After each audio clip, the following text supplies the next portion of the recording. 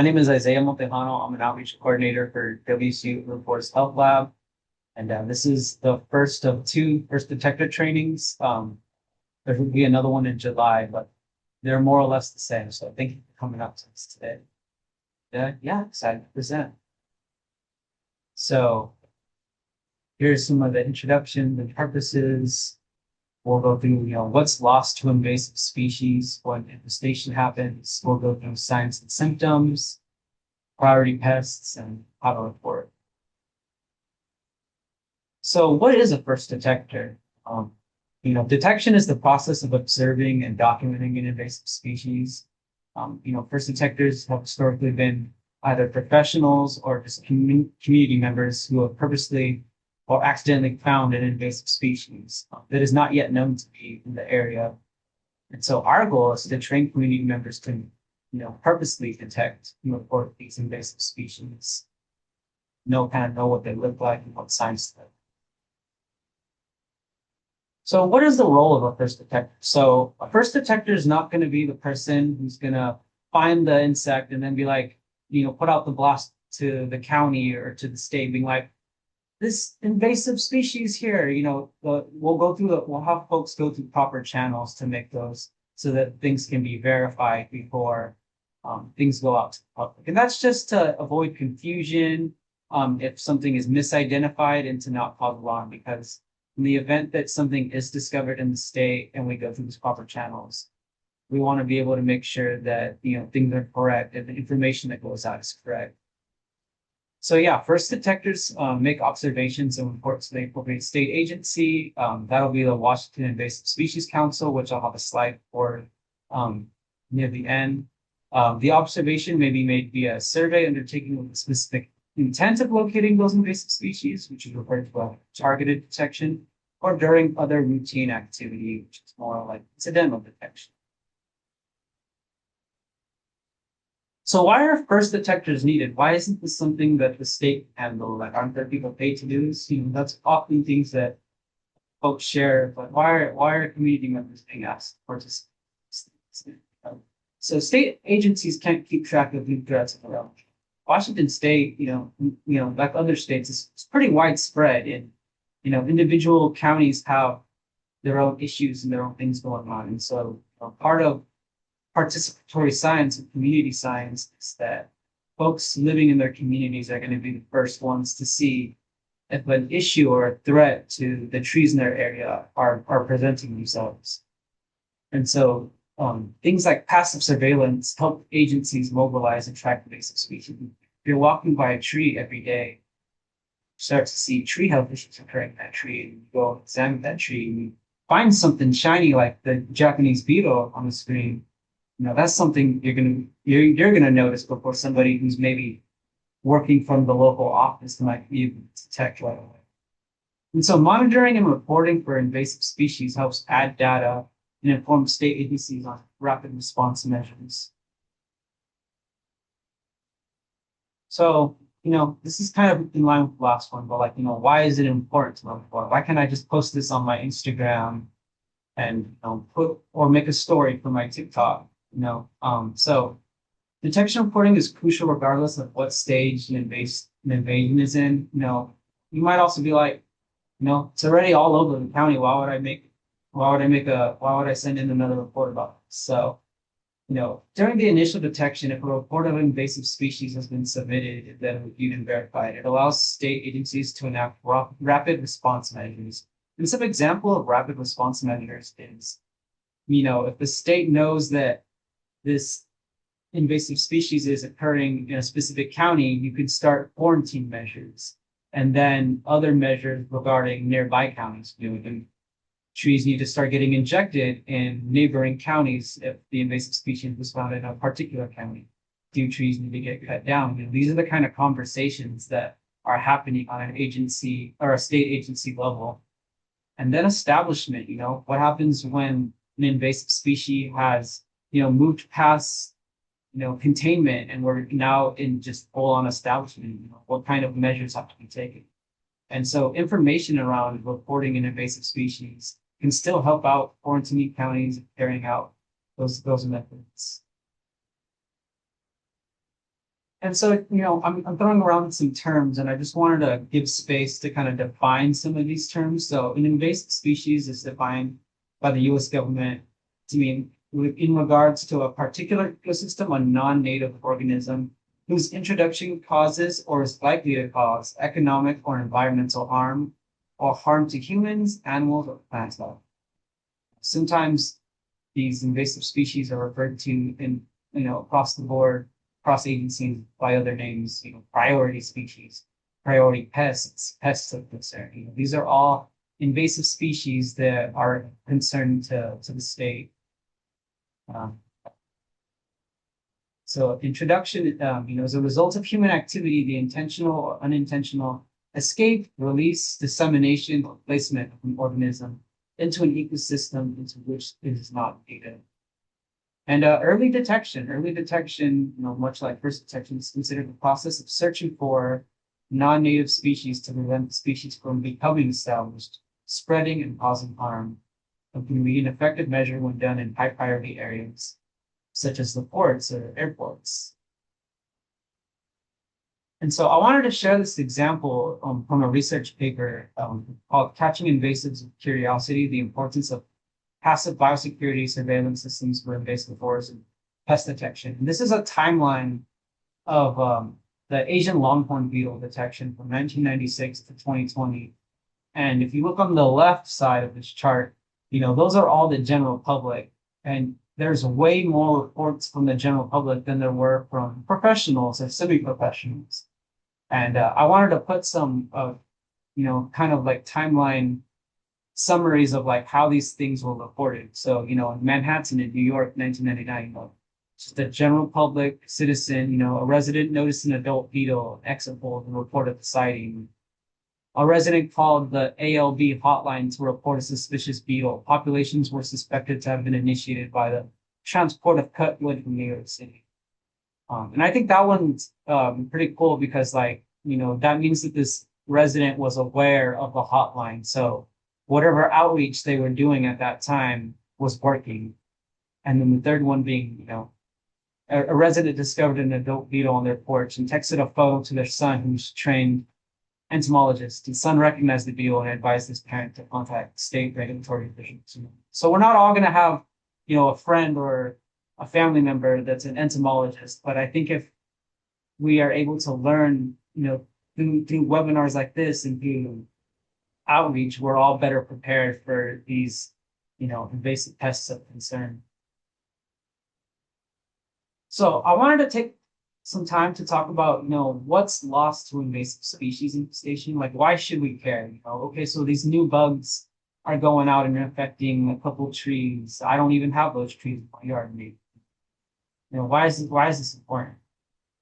So, I wanted to look at a phase of invasion. So I've also talked about this. So this is the invasion curve. So, early detection, first detection is kind of, in that prevention phase. So, that's before introduction, initial detection. That's like the best time, to really get folks on board. Because then once you have that initial detection, you're moving into the eradication phase. So before population establishment, you're going to be running through the early detection and rapid response measures. And then once, we've moved past that, you kind of move into establishment. Population is established and spreading, so you're wanting to move towards containment, whether that's in individual counties, individual states, and you're trying to slow the spread. And then, once there's population is widespread, eradication is unlikely, long-term management and control costs. So what does that mean financially? What does that mean culturally? What does that mean health-wise?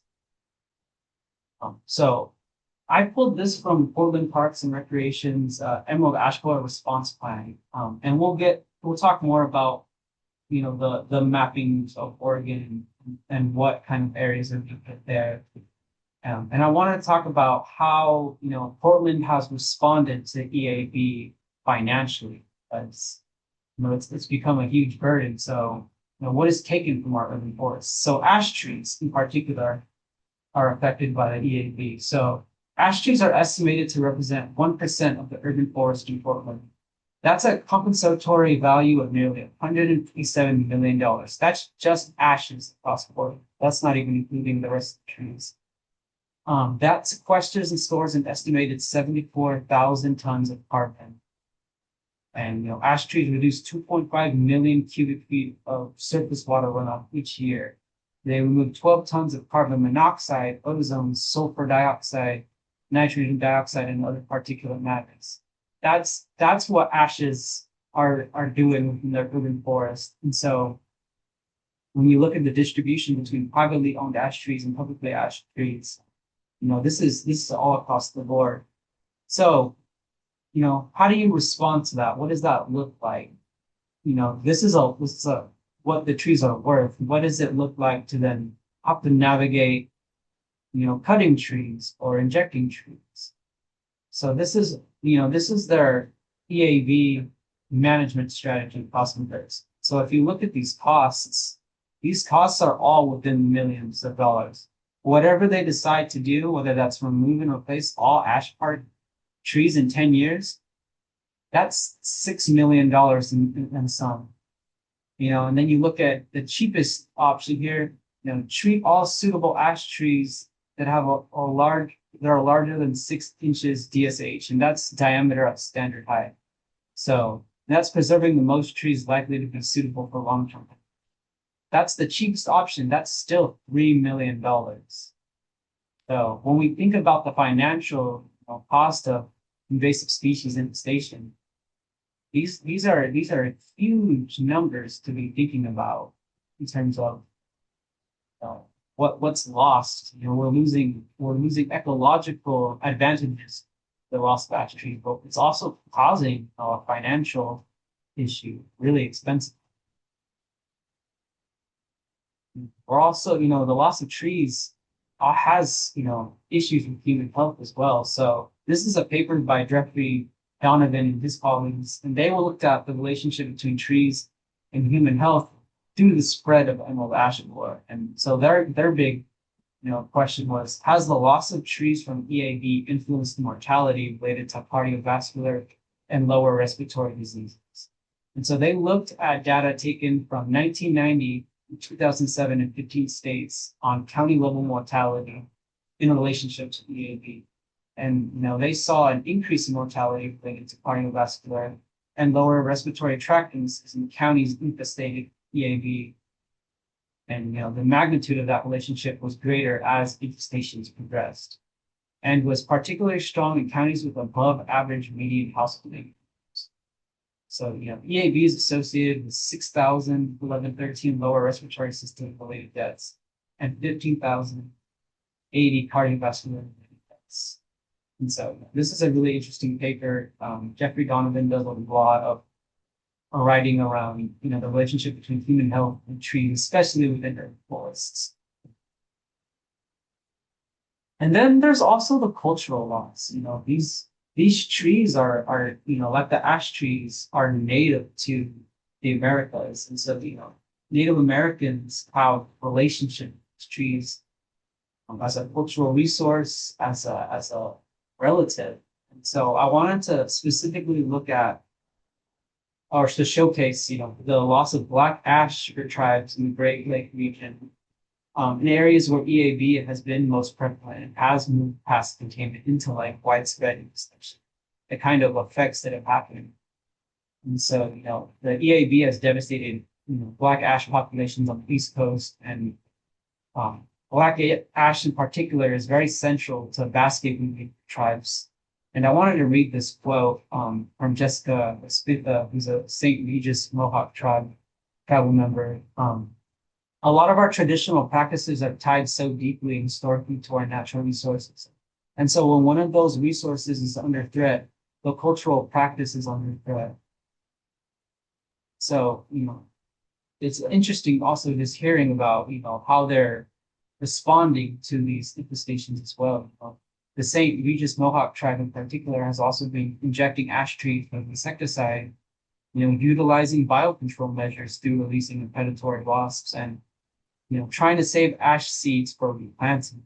make sure that the black ash remains in the Americas. So yeah, I thought this was important to highlight. And there's a really good paper, Biological Invasion Threatens Keystone Species Indelibly Entwined with Indigenous Cultures, that I also recommend. So, that's loss that is currently happening. And, as the EAB is moving now from, California into British Columbia into Oregon, what could be potentially lost here in our areas? So I looked at, not just the EAB, but also like the Mediterranean oak borer. And we'll get to these. I'm kind of bearing the lead a little bit with some of these invasive species. Um, so I wanted to look at the white oak, which would be affected by the Mediterranean oak borer and the prevalence of this culturally to tribes in our area. So the Oregon white oak has, provided a vital first food for tribes in the Pacific Northwest, particularly the acorns, um, provided a vital role in their diet and provided a valuable resource of carbohydrates, protein, and fats. And this diagram here is very interesting. The tribes would create these leaching pits where they would, build these little underground pits for the acorn seeds they would have, and then it would kind of naturally process them um, through the pumping of water. And so then they would come back to these, and then all of the water over the course of like up to 5 months would remove the tannic acid from acorn. It's really it's quite impressive, that technology that they were working at. And so, this is a first food for the Nisqually, Chehalis, Cowlitz, and the Squaxin tribes of Washington, as well as confederated tribes of the Grand Ronde and confederated tribes of the Siletz Indians and the confederated tribe of the Warm Springs in Oregon.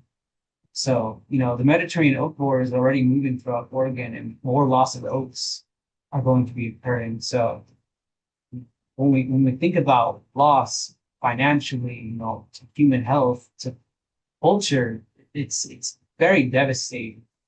So I think, kind of thinking about these things as we think about the reasons why first detection and detection is important. And so now we're going to look at, this is kind of a briefer section before getting into pests. Before you know that there is an insect, you might notice something about a tree's health condition. And that doesn't necessarily mean that that condition is related to an invasive species, but kind of training yourself to kind of identify when an issue is occurring is a great first step into, finding an invasive species, or maybe you're finding something else as well. So, here on the left, that's a tree in its most excellent state. Canopy, which is like the crown, the entire kind of, leafing out of the tree. That's the crown, that's the canopy. It's looking really good. And then you go here to good. There's some little bit of patches, nothing super worrisome yet. Fair, maybe that's something you want to look at. There's some patchiness in the crown canopy. You see something poor. This is a tree I would want to go look at further to see what might be happening. Why are there so many, dead branches of leaves not going? The dead tree. What happened here? What killed this tree? Was it heat stress? Was it a disease? Was it an invasive species? So, once you decide you want to go look up closer to the trees, seeing these issues, you might start to see other issues. You might see lower sprouts, epicormic sprouting, or like basal shoots. This is a huge indicator the tree is stressed. And it starts shooting out sprouts or shoots near the bottom of the tree. You have old dead stems. These are issues that occur. A tree bleeding. If the tree's bleeding, that might mean that an invasive pest species tried to get in. Maybe it was pushed out. Some other issue happened. Branch tip dieback, that's kind of related to what we're talking about, the canopy crown. Why is there such a low percentage of tree canopy? Why are these branch tips dying back? Thinning, like maybe the leaves aren't as big as they should be in terms of like the growth of this tree. Maybe there's some kind of dwarfism happening with the big structure. Bark peeling, insect galleries. then, then branch flagging. So these are all things that if you're seeing these occur on a tree, some kind of health issue is occurring. It might not be because of an invasive pest species, but definitely something is happening there. So now we're getting really into the meat of the presentation, identifying the pests of concern. And I'm not going to read all of these. Again, these will be available. I just kind of wanted to put that information there. So I'm gonna kind of at the half hour mark, and I want to leave some time for folks to ask questions. So I'm gonna kind of go through these just kind of tidbit wise. So the emerald ash borer, we've been talking a lot about this one. They leave these D-shaped exit holes right here. That's the biggest indicator on an ash tree that you'll see, some epicormic sprouting, galleries. Woodpecker damage is a really big indicator, and emerald ash borer is pretty prolific for the emerald shine on its back. And there's a couple other insects that this gets confused for, and there's a lot of great identification guides out that will kind of show like lookalikes. Another thing I wanted to point out is there is a native species in Washington in the same genus, the Agrilis, called the bronze birch borer that also leave these T-shaped exit holes, except they're only within birch trees. So remember just that the emerald ash borer is only affecting ash trees, and that's where you're going to see the T-shaped exit holes. And this is kind of a distribution map of the areas in which they've been found. So as you can see, the EAB has really devastated the east coast of Washington and has started to move into the Midwest. And you can see the zoomed in portion. This is, Oregon right here, right below our southern border of Washington. So it's getting really close. And then I also wanted to show this is the Canadian distribution map. So you can see like Eastern Canada also really hit really bad by the emerald ash borer. And then there's kind of the zoom in right here. You can see the Vancouver area, British Columbia, is also having issues with emerald ash borer. And so we're kind of sandwiched in between, two areas where EAB is moving from containment into widespread infestation. So not to be dire, but it's not, it's not if, it's when. So this is another reason why, being preemptive in our detection and going out and actively searching for it now is important because it could be potentially here already. So the Mediterranean oak borer, Xylborus monographus, very, very small. It's like a tenth of an inch long. They create these dark black galleries, which is very distinctive. They only go against oaks. And what's interesting about the Mediterranean oak borers is not actually the beetle itself that is killing the tree.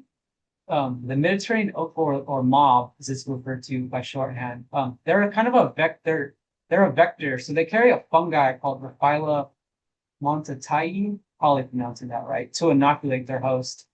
And so it's kind of a symbiotic relationship. So they carry this fungi and they spread it into trees. And then when they lay their eggs and their eggs hatch, the larvae actually feed on that fungus. And so it carries it from tree to tree. And this is spread over in California, in Oregon. So it is very close to us. And you can see they're very cylindrical. They have kind of like a, others in this genus of Xylborus have more of like a roundish back, and they have more kind of like a straight back. So you can't really see it that well from this. And it's really the adult females that fly and spread. The males are smaller and capable of flying, and they have a horn-like structure. I don't have a photo of that, but it's very tiny. Kind of see it there. And they bore into those trees. So, looking for boring dust accumulated in the mounds of an oak is something, wilting leaves, and like I said, these black stained galleries. And this is another distribution map. This is from a presentation that was given by one of our colleagues. that can be found on our website, where he's looking at the invasive Russian beetles in Northern California. And that was in 2024. So you can see this distribution map right here. It shows, 2022, the spread to 2024. And then this is a different distribution map from 2025. And here you can see this Clear Lake in 2024 wasn't in that infestation zone, but here in 2025, it's moved past that lake and gone even further north. And then in the 2024 map, you can see that it was just slightly northeast of Sacramento, and in 2025, it's moved already into Sacramento, moving southern. So, these are just between a year, the kind of devastating infestation that can happen. And this is from the Oregon Invasive Hotline. This is Oregon's primary reporting system. I don't think I have a slide for like how to join that, but yeah, if you go there, you can make an account, and if you're like in Oregon and wanting to make a report. And I picked this here mostly to kind of show just how the mob is already moving. Like it's the furthest one has already been found right here by the Columbia River. So it's in Portland. It's south of Vancouver, Washington. So again, it's not if, it's really when. I wanted to share this project kind of as a tidbit, and I have a couple slides about iNaturalist near the end. Um, this is the Tribal Environmental Department of the Big Valley Band of Homo Indians, where they had an iNaturalist project where they were essentially surveying four mob affected oaks in Lake County, California. That project ran from August 1st, 2025 to April 1st, 2026. So this is just a great example of like, not a primary reporting method, but these kinds of like surveyings that can happen by different groups that aren't necessarily the state agencies to see the distribution of oaks affected by the mob or other trees affected by invasive species. Spotted lanternfly, like Forma delicatula, and it has a primary host, which is the tree of heaven, but it also has 172 other host plants. And this is an interesting one. So it has a when it moves from larvae to nymph, there's kind of like 4 or 5 different stages of nymph. And it's referred to as an instar. And so this is kind of the final stage where it gains that very reddish color that you kind of see. Looks a little bit differently in its adult form. But yeah, they have like these very similar like color scheme at its final stage of its nymph life cycle. And the biggest indicator of the spotted lanternfly is they leave these really gross sap oozings, and it drips down the bottom, and it's called honeydew. I've never seen this in person. I've only ever seen photos, but it seems very, very prolific in the sense that you would kind of see what that is. And you can see little spotted lanternflies near the bottom. Black fungus grows on top of that honeydew called sooty mold. Yeah, pretty gross all around. So that's a huge indicator that spotted lanternfly is affecting your plants or your tree of heaven. This is kind of a distribution map. So it hasn't been detected in Washington yet, at least not officially. And so it's mostly on the East Coast, but that doesn't mean that it couldn't make its way through our ports or we travel into Washington. So Japanese beetle, and this is kind of the most popular one right now, I think, just because of it being found in Washington and a couple of counties in Eastern Washington, and most recently in King County, specifically in the SeaTac area. And so, they're about, as an adult, they're about 3/10 to a half an inch long. They have these very green metallic thorax, head structure, and popular wings. So very, very specific kind of colors that you'll see. And they eat up all these plants, kind of skeletonizing it of softer tissues. They severely injure the trees. They don't have like a primary host species, and they attack over 300 different species. I know it's a big issue in like the Tri-Cities area. Yeah, so this is a pretty big one that could have a potential spread outside of the King County area. Yeah, this is a from the ED map or EDS maps, the early detection and distribution map. And as you can see, as I was saying earlier, these are the counties that in Washington it's been found in. It's probably how it got into Oregon. Yeah, it was pretty devastating on the East Coast of it. And I'll get more into EdMaps. The primary reporting system in Washington actually is fueled by EdMaps. So there's some really cool surveying on the website. Check. Okay. Asian longhorn beetle, this is the one that was from that study I showed the timeline reporting systems on the East Coast in New York. So it hasn't been discovered in Washington. Its primary hosts are maples, birches, elms, horse chestnut, and willows. A lot of hardwoods of willows. They're about an inch to a half an inch long beetle. It gets confused with a native species in Washington. Um, it's escaping me right now. I'll put it in the chat later. But once you kind of see them side by side, they look very, very different. They're kind of all black. They have these antennas, these black and white antennas, and then like patchy white marks. And what to look for is you're gonna look for dime-sized exit holes, kind of a lot of things we've been talking about, branch dieback, flagging, premature leaf drop, and frass around the base of the trunk. Distribution map of the East Coast. So, not as widespread as some of the other ones we've talked about, but in a couple counties in the states. And the spongy moth, the Montreal dispar. Its preferred hosts are oaks, apple trees, alders, basswoods, birches, larches, poplars, sweet gum, willow, hawthorn. You're going to look for defoliated leaves, heavily infested trees.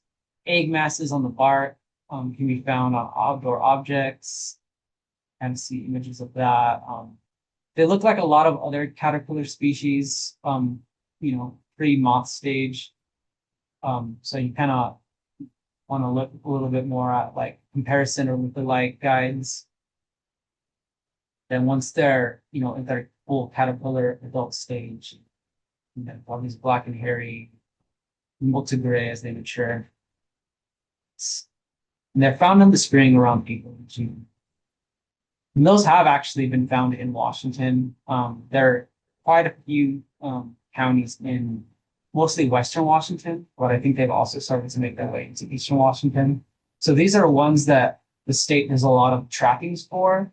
And so there's probably a lot of projects that folks could find to help monitor for these. I think they just did some like spring campaigning to get folks to do that.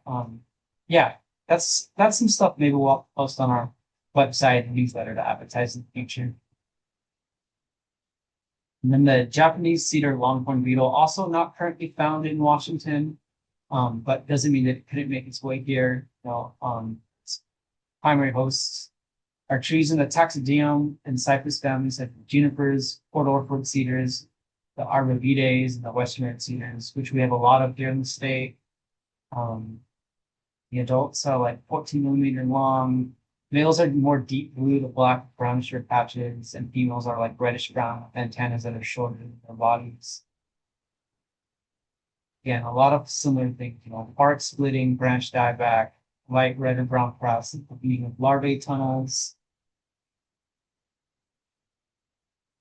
And yeah, again, not found in Washington or on the West Coast, but they've been found on the East Coast. So now for reporting systems, the primary reporting system for Washington, the state has asked for, is to go through the Washington Invasive Species Council. And there's a QR code here, the council's app. I think that's just the Apple one. Apologies for not adding the Android version. But you can learn more on their website as well. You can make an account through their website.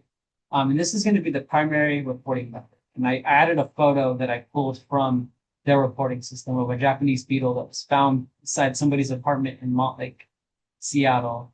And I found this just through looking on the nmaps.org. So when you make a report, these things can be looked at by others once they've been reported. So really great reporting systems. The Washington Invasive Species Council has. So this is just kind of like how to make it through the website. You log on. You can make an account. You don't have to make an account. You can just kind of report an invasive species. You can put your location of where you found it. When you take photos, you can add geolocation, which I'll get to more when I'm talking about iNaturalist. Location description. You can add up to 5 images. Any additional information. Well, not robots. And then this is kind of what it looks like on the iPhone app. It's broken down more into categories. The primary invasive insects, if you're reporting a pest concern, look up that insect. There's some information that's built in about that if you want to do more and add photos. But your location of where you saw that. This is just, I didn't actually find them there with that location. Citing notes, you name, if you want them to get back to you. And it goes into the system. And like I said, that's really cool because you can go onto Nmaps, and anything that's been reported through the Washington Invasive Species Council apps gets placed onto the system. So you can look at not just invasive insects, but plants, fungi, and diseases, wildlife. And then you can look at individual distribution maps. So the Japanese beetle distribution map. Yeah, very, very interesting stuff. And if you're wanting to know if something is near your area or even near one of your counties, it's a very great tool to utilize. So iNaturalist. And I just want to clarify, we're not telling you to use this as a primary reporting system or even something that the state wants you to use. We just utilize iNaturalist a lot, and it's a very good tool for tracking distribution, but also just for species identification. It's an open data platform, and it's crowdsourcing observations and identifications on species ranging from insects to mammals, fungi, anything really. Yeah, any living species can be added. And there's a really big community on it. And I just added the Mediterranean outdoors, and you can look at people that have reported it. You can look at information on it. It's a really great tool, and I have QR codes here for both Apple and Android. And so, just a kind of a quick little run through. So when you're taking photos, and this is good for the Washington Invasive Species Council reporting as well. You want to make sure that you're getting pictures of the trees. You want to make sure that you're getting a whole photo of the tree, everything, including its canopy. You want to get pictures of any identifiers of that tree that make it easier to identify, like the leaves, the bark, flowers, cones, any fruiting that might be happening, and just anything special about that tree. Maybe you see a gash on that tree. Maybe you're seeing a weird fungi that might be occurring. You want to take photos of those things and include them. So once you're adding an observation on iNaturalist, and again, this is through the iPhone. So it might look a little differently on Android and when you're adding it on the computer. So you go to observe, you'll add that, you'll add your photo library. And we recommend you take the photos outside of the app and have that geolocation turned on. It makes it a lot smoother. Also, the app is known to crash. So if your app crashes and you've taken the photos through the app, you're going to lose those photos. So you want to make sure that that's taken outside, just in your photo camera app. And then you can upload that. It'll add the geolocation for you. And then what's nice about iNaturalist is it has a trained computer function. Because of all of the photos that folks have been adding to iNaturalist, it's able to train off those photos. And so there is a view suggestions function to it where if you are adding photos, it might give you a recommendation. You might say, oh, this is a Zelkova or a Japanese Zelkova. And there are other ways to identify that. You want to just be sure to add identifications, any signs and symptoms of pests and pathogens, including that in the notes.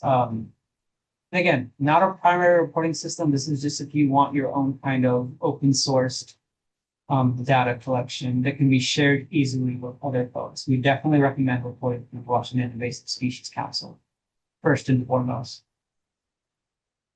Then, yeah, completing an observation and then sharing that. So Seek is another great tool if you're not wanting to utilize iNaturalist. You don't need an account, and it's trained off that same computer system that I mentioned with iNaturalist, where because of all the photos it has, where you can just kind of point it at something, and it kind of gauges down to, species, genus, and then so on and so forth. So you want to try to get it as close to like species as possible. And there's a really great YouTube page on like how to utilize Seek. Yeah, so these are some great tools if you wanted to just make sure the tree you're seeing is what it is. I also recommend, there are identification guides and books. These are just some projects that we have. We're getting a little close to time, so I won't read all of these, but these can be found down here on our website. And these are some projects you can engage with us on some of the research we're doing, not necessarily all around invasive species, but more so around overall tree health issues state. Up there. And then just some more resources that can also be found on our website. We have some trifold pamphlets on some of the invasive species we talked about today, as well as some more resources. These have actually the reporting sightings guides for both Washington and Oregon. So you can download these on our website. And then if you come to any event that we happen to be tabling at, we have really nice like printed versions we can hand you.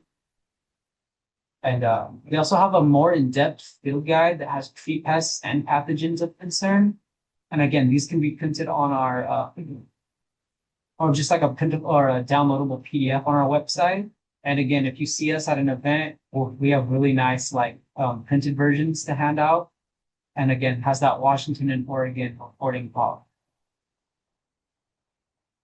So yeah, thank you for listening to that. That wasn't too long. This is my contact info, as well as our other outreach coordinator, Shantiva Smith, and then our director, Joey or Joseph Holbert.